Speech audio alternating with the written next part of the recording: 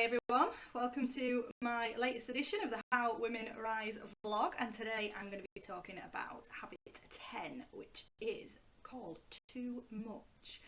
And for once, this chapter hasn't completely bowled me over. I'm kind of still out thinking about this one, so I would really like to hear what your thoughts are on the chapter content that I'm sure is really relevant to lots of us, but I need to do a little bit of reflecting, I think, and interpreting what I've read. So in the chapter Too Much, we start by talking about how, as a woman, you may have found yourself having to dampen down your emotions in professional settings, especially around high-performing men. And that might be because you feel the need to match your mood to the culture, or it might be that it's been based on feedback that perhaps you've been too overly emotional, acted too much on emotions, or just been too much. So knowing how to address this can be confusing because there's definite costs of being too much and too emotional, being seen as unprofessional, unreliable when you are neither. But then on the other hand, having to constantly repress your emotions and your natural responses can make you feel awkward and inauthentic. And it drains away the enthusiasm that you need to be able to perform at the highest level. So it's a really fine balance, this one. And excessive self-monitoring and self-reflection can kill your spontaneity and prevent that ability to be your best self. It can also diminish your ability to inspire trust from others. Some men resent women's ability to be vulnerable, is what Marshall and Sally say within this chapter. The whole business of emotions at work and emotional expression at work can be a real landmine, a real minefield of thinking. The usual culprits with this are too much emotion, too much disclosure, and too many words. So the chapter is broken down into those three areas, those three main culprits. So let's start by looking at too much emotion. In what got you here won't get you there, Marshall notes that anger is the emotion that is most likely to get in men's way.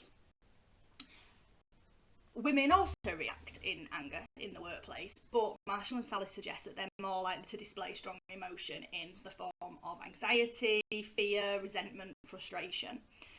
Men also experience those emotions, obviously, but they've grown accustomed to channeling them into aggression or to ignoring them completely.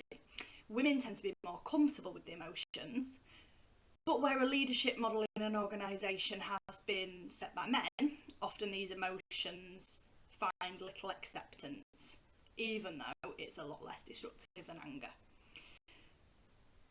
I think my discomfort with this chapter is those comparisons between men and women more than anything, and I know I've talked about that throughout the book and throughout the habits, but I seem to be finding it particularly difficult with this habit. So if we take that away from it, what I absolutely do agree with is that what you feel is not a problem. There's no such thing as a good or bad emotion, and it's really important that we all recognise how we're feeling internally to be able to identify and accept the emotions that we're feeling. Speaking and acting in the grip of those emotions is usually bad practice. Feeling and identifying your emotions gives you power, and reacting to what you feel can take away that power. So it really is that fine line, and there's really strong correlations here with the work of Daniel Goleman on emotional intelligence. So that might be something that you want to look at here. There's definitely something to think about in terms of self-awareness, and really being able to acknowledge those emotions, identify those emotions, and self-management of thinking what you actually do with them in order to have social awareness and build great relationships. The other thing to think about with this one would be Steve Peters' work on the chimp paradox and how the emotional and rational brains work together and how they often get into conflict. That can be another good way to think about how we can slow down that emotional brain, give the rational brain a chance to catch up so that we acknowledge how we're feeling but are able to respond in a more rational way. So the second part of this chapter is about too many words. So research shows that women speak on average 20,000 words a day, and men only speak on average 7,000 words a day, which is funny because I had a conversation about this earlier. It's not surprising that women operating in male-centric cultures often receive feedback that they're too talkative or they offer too much information. I am absolutely too talkative. Now, this can be caused by insecurity, but often it could just be simply a counterproductive habit of our greatest strengths. So having a gift for establishing intimacy, being able to forge great relationships, strong relationships, having a genuine care for other people, and having the ability to notice details that other people might overlook. So the challenge here again is that fine line, being able to retain those strengths while addressing the habits that undermine you. There's a really good example given by someone that Marshall and Sally have worked with who's in the medical profession, and she said that one of her strongest experiences in her leadership career was the ability to be concise. And she said that she learned that from working in medical practices, because you have to learn to focus on what's the most essential. If you tell your patient everything, or you start to elaborate, you go into more detail, you're going to run out of time and you're going to shortchange the next patient. That professional also stated that it does take time to learn to be concise, and it takes preparation to be concise.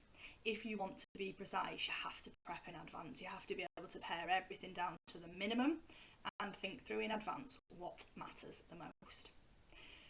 And that got me thinking about the co-op ways of being and the do what matters most.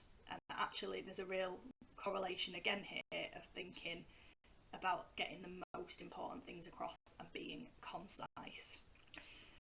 If that doesn't come natural to you, then that is going to be hard work, it's going to take work, and it might even take some rehearsal. One little note that I did want to make a bit of a nod to at the end of this part of the chapter was that Marshall and Sally suggest that women start giving each other that nudge when they see it happening. So when you see someone not being concise, you see someone starting a sentence with "I want to give you some background information," for instance, giving each other that nod and that support for each other can really help us with this one. And then the final part of this chapter is about too much disclosure.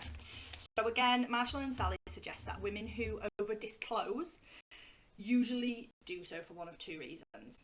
The first one is about assuming that forging great relationships and finding common ground needs that disclosure. Or they're convinced that being authentic depends on disclosure. And that's probably no surprise, because generally female friendships are based on deploying personal information. It's usually our primary way of bonding with other people. And the difference in male and female bonding styles generally serves women well. We're more likely to form close and long-lasting friendships than men are, and many researchers believe that these resilient support networks that we're able to build is one of the reasons that women live longer.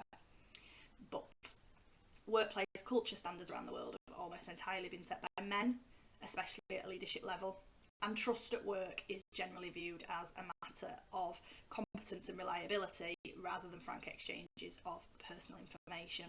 And again, it got me thinking about models that I use in the workplace and how I would think about trust. So actually in the Trusted Advisor, trust does include one of the parts of the formula of the trust equation is intimacy. So it made me wonder whether researchers move forward with this one, maybe there's something else to consider, that actually intimacy does play a part in that trust, or whether I'm falling into the trap of too much disclosure.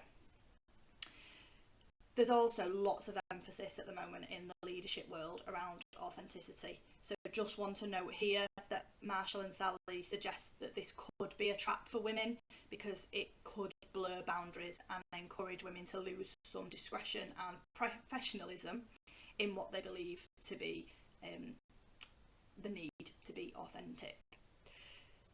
Now, I've tried my best to be concise with this vlog. Please let me know what you think. You can probably tell, I know I've shared that I'm unsure how I feel about the male-female divide, particularly with this habit. And I'm not sure what examples I am seeing of all of this in the workplace. So I'd really love to know what you think. What I have tried to bring out today is some of the links to other leadership thinking and to some other learning development information and models that could be useful. So if you're interested in this particular habit, I would really urge you to have a look at emotional intelligence if you haven't already, have a look at the chimp paradox, and have a look at that trust equation from The Trusted Advisor by David Meister as well. Let me know what you think, and I will see you soon for